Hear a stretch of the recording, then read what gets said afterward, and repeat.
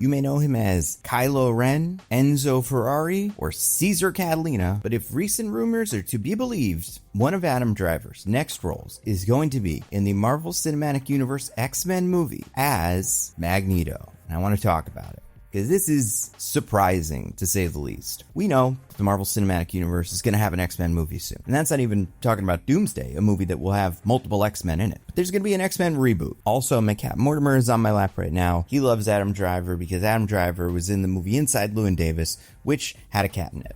But okay. So today, there was a rumor spread by the DCU Leak subreddit. So leaker My Time to Shine broke the news that Adam Driver was cast as a villain in the X-Men movie, which was corroborated by APOC Horseman, who said specifically Adam Driver is playing Magneto. Now, we did not know that Magneto was in this movie. Obviously, likely that Magneto would be in the movie. However, there was also the thought, maybe they wouldn't do Magneto right out of the gate. Same way that they didn't do Dr. Doom in the first Fantastic Four movie, even though the circumstances around that were complicated. But this rumor, first of all, came out of nowhere. We had no idea Adam Driver's in contention for this role. We didn't really know anything about potential Magnetos.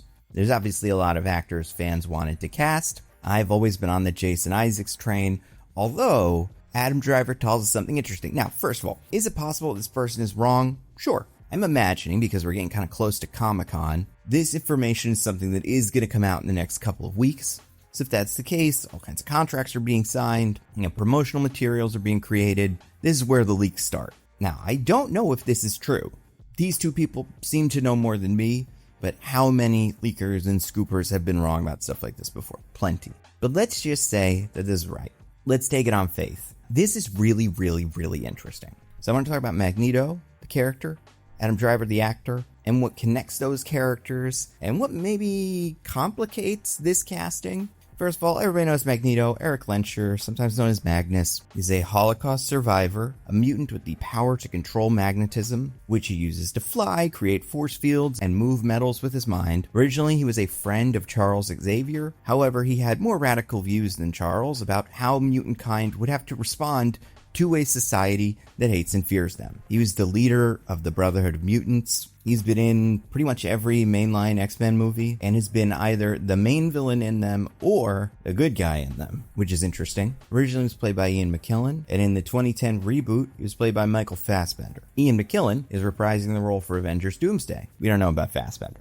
Magneto is strong, authoritative, he has conviction. He's got a heart, and sometimes he'll be conflicted, but for the most part, he knows what he's doing is right. He has seen the worst humanity has to offer, and Magneto knows that the world needs him to protect mutant kind from the people that hate and fear them. I will say, there are rumors that the villain of this movie is actually Mr. Sinister. There are even rumors about which actors are potentially being cast for this role. One actor named Wagner Moura, who I love so much that he was my pick for Mr. Sinister recently. The other one that was interesting was Patrick Wilson, who we may talk about in a separate video. But even if Mr. Sinister, Nathaniel Essex, is the main villain, there's a good chance Magneto's involved in this story in some respect. And maybe they're just setting him up to be the villain in a future movie. Who knows? There's a lot you could do with Magneto. So next, let's talk about Adam Driver. You probably know Adam Driver for his role as Kylo Ren in the Star Wars sequel trilogy. He was also very famously a character named Adam on Girls. He's been in tons of other movies like BlacKkKlansman, Marriage Story, The Last Duel, House of Gucci, Ferrari, and yes, the absolute disaster that was Megalopolis. But Adam Driver, for someone who is 42 years old, has had an incredible career. He was nominated for 2 Oscars for his supporting role in BlacKkKlansman and his leading role in Marriage Story. And he's working on plenty of stuff, including he's rumored to be part of the Heat sequel. So what are Adam Driver characters like? They are emotional. I would say that is the most important thing about an Adam Driver character. They go big. They get angry, they get sad, whatever it is. Wear their heart on their sleeve. I would say recently, he's been playing a lot of dads. Not a ton. You look at Ferrari, you look at White Noise, look at Marriage Story, because he's getting a little older. He's American, tends to play characters from America, sometimes from the South, or from the American version of space. Although he has had a couple of high-profile roles as an Italian man, House of Gucci and Ferrari. I think Adam Driver is an actor who really picks his projects. Not every movie he does is great, Megalopolis, but they're always interesting And a lot of the time they kind of are great. Just looking at this list, like Black Klansman, even further back, Logan Lucky, Lincoln, The Last Duel. These are really good. I mean, visually, Adam Driver's very tall. He has an interesting face, and he doesn't seem to have trouble getting into really physical roles. Kylo Ren, The Last Duel, both sword fighting movies. I mean, there was a lot more to The Last Duel, but still, he did sword fighting. 65 was an action movie. So Adam Driver's sort of a rare quantity. He'll do high-profile awards stuff. He'll do schlocky action stuff. And he's good at both. He's obviously on the younger side. And I would say right now, he's a pretty big get for this movie. Like, the main thing this piece of casting tells me is that they are serious. And of course, I thought they were going to be serious about this movie. But like, Adam Driver is a big star. One that I also assume maybe got to look at the script, or at least got a sense for what the movie was going to be, and thought this was worth his time. And that says something pretty good about this movie. Like, it can attract talent like Adam Driver. And maybe that just says something about the role of Magneto. This character is iconic. He's fun, he's dramatic, Shakespearean. He's that kind of meaty role that a lot of actors really want to play. I mean, imagine the company he'd be in. Ian McKellen, Michael Fassbender. Like, two of our best living actors. Different kinds of actors, but still, like, as a pretty good club to be in. So I see why this would appeal to Adam Driver. Now, what does this tell us about the movie? Besides, it is good enough for him to say yes. Well, Adam Driver is 42 years old. That is young for a Magneto, especially for a Magneto that is not in the middle of an origin movie. Like, Fassbender's Magneto was young, and Magneto can be young. But in a movie, like it seems like we're getting, where the X-Men is an established team, Charles and Magneto have a history. You want a Magneto who is the age of Charles Xavier, ideally. The age of the teachers. You need an age gap between Magneto and your main X-Men. He needs to feel like he's part of another age. Usually, part of why that is true is because he is a survivor of the Holocaust. And even when the character debuted in the 60s, that would mean that happened to him 20 years ago. If he was 10, 15 during the Holocaust, then we're looking at a 35-year-old. But the thing with comics is, a lot of time has passed between then and now, 60 years. And there's this weird sliding time scale where over an amount of time, a character kind of grows up and then kind of plateaus, and maybe they'll continue to grow up, but it feels like Magneto has settled around like 45.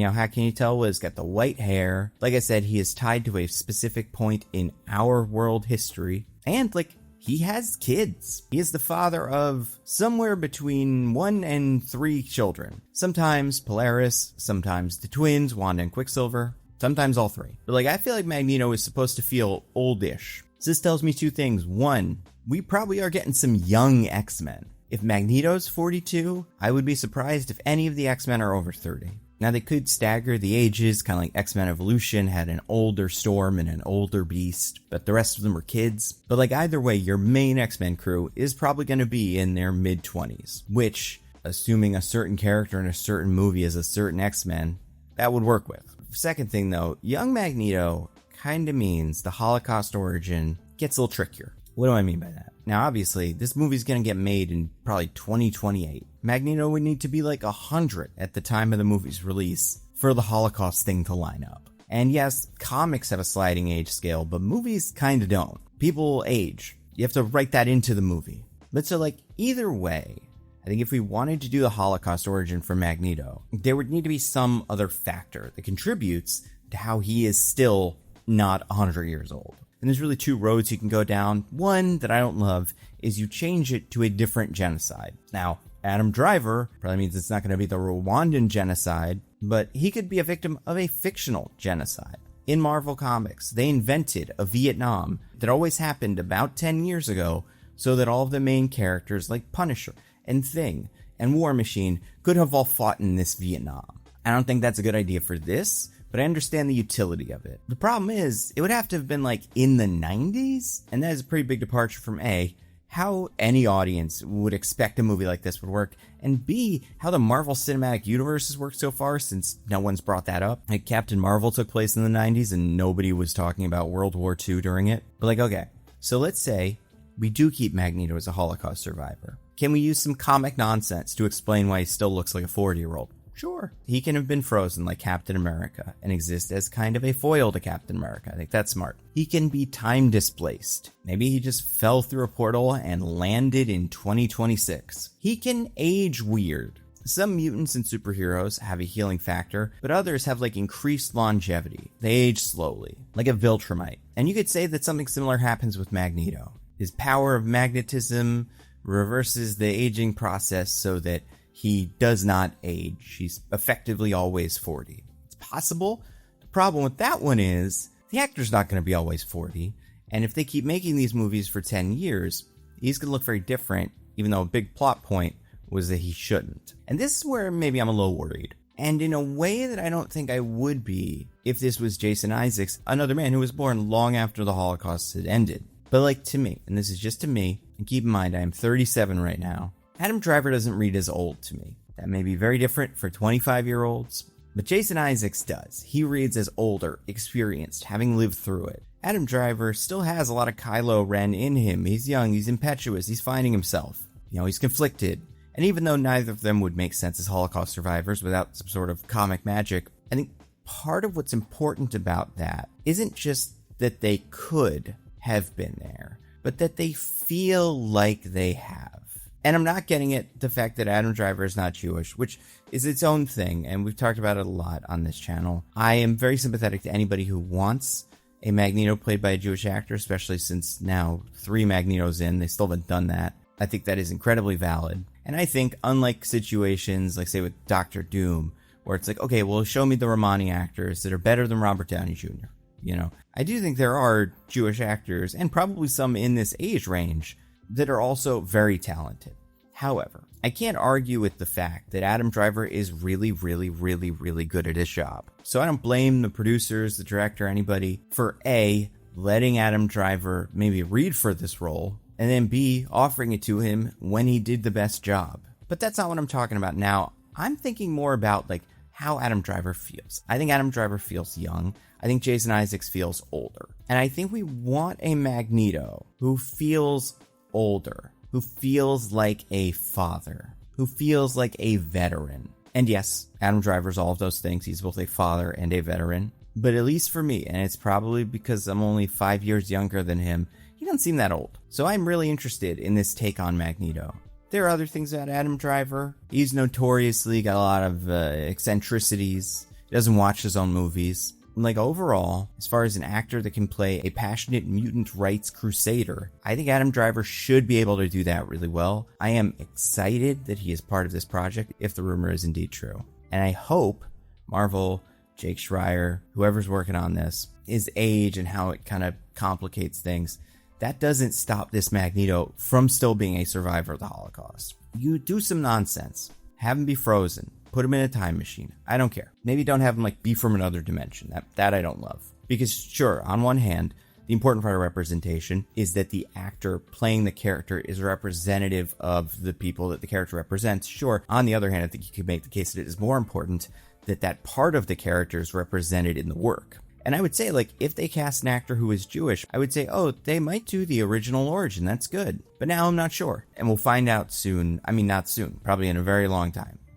Years. But we'll find out eventually. And I'm very excited for this and way more X-Men casting announcements, which I'll make other videos about. But first, I had to start with Adam Driver, Magneto, because it's just so interesting. And listen, if you love the X-Men, like I do, you love superpowers, you love messy relationships, a lot of fantasy tropes, which reminds me of a video I was watching called Time to Pivot to Romantasy, I guess, by one of my favorite creators, Lindsay Ellis. In it, Lindsay talks about the romantasy genre, which I was fascinated by. I've been hearing about it for years, never really knew what it was. And I think Lindsay's perspective on it as an author who writes about something that's kind of similar is really interesting. I would say it's definitely worth a watch, whether you are a big fan of romantasy or, like me, someone who has heard about it a lot but doesn't really know what it is. And you can find that video along with tons of other videos on this video's sponsor, Nebula. Nebula is a subscription streaming platform that I and a bunch of other YouTubers you probably already love helped to create. First thing that's important, all of our videos go up there early and ad-free. So if you want to be the first person